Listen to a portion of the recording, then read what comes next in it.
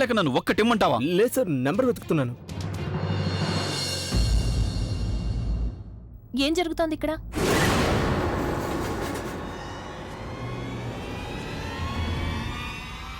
నేను కాసేపు బయటికి వెళ్లేసరికి మీరందరూ మీటింగులు పెట్టేస్తున్నారు. ఏమైంది? మీరందరూ ఎందుకు ఇంత టెన్షన్గా ఉన్నారు? నీకెంత ధైర్యం ఉంటే నువ్వు నా వస్తువులు ముట్టుకుంటావు?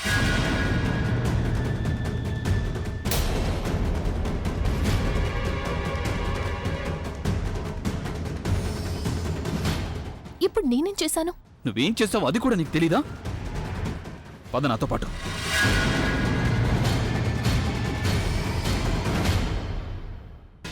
అన్నయ్య ఇంత అప్సెట్ అయ్యే విధంగా నువ్వు పైన ఏం చేసొచ్చావు?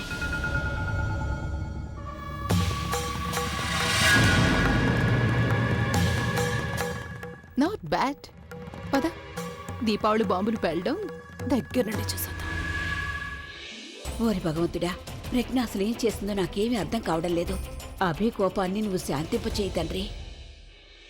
అసలు విషయం ఏమిటో అది నాకు చెప్పండి. ఏం జరిగింది?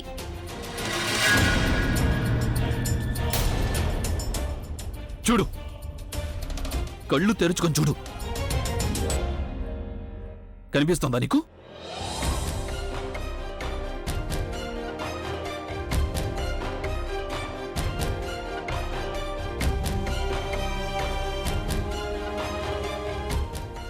ఇది నేను చెప్పు చెప్పు. ఇది నువ్వు విరగొట్టలేదు, దానికదే విరిగిపోయిందని. ఇదే కదా నువ్వు చెప్పాలనుకుంటోంది?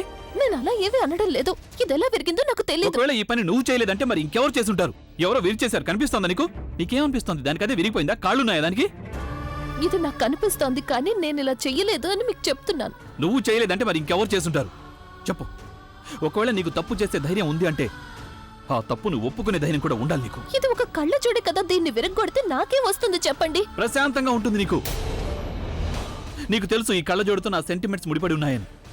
నా సంతోషాన్ని నువ్వు చూడలేవు కదా, అందుకే కావాలని నువ్వు ఇదంతా చేసుంటావు. అనవసరంగా విషయాన్ని పెద్ద చేస్తున్నారు. నేనిదంతా అనవసరంగా. ఇది నా ఫుగ్గి కళ్ళజోడు. ఇది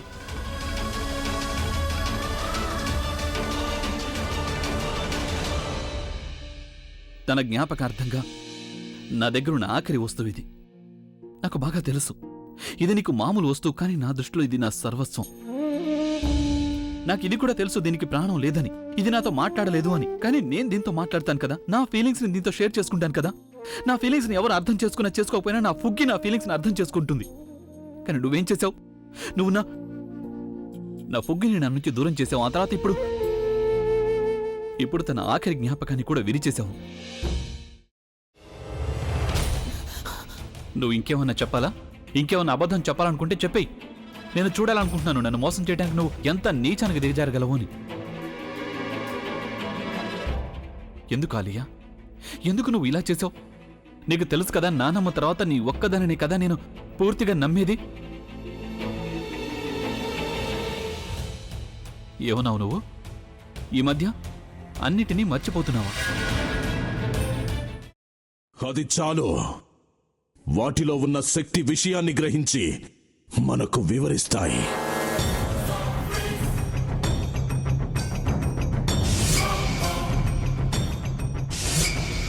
ఎవరు ఆ దండ విప్పొద్దు, గది తలుపులు తెరవద్దు.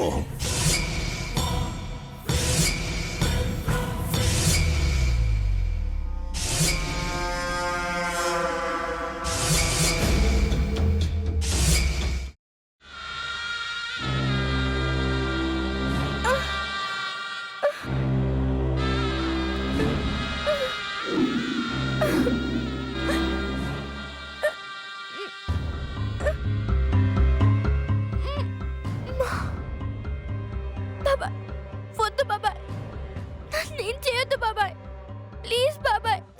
నీకు నిజం తెలిసినప్పుడే నా ఆలోచనలో నువ్వు చచ్చిపోయావు. ప్లీజ్ కొంచెం తినండి. భీమారావు గారు, మీరా? ఇగో మీరా కాదు సక్కుబాయ్. అవును, మీ పనామే లేచిపోయిందని చెప్పి కంప్లైంట్ ఇచ్చినావు కదా.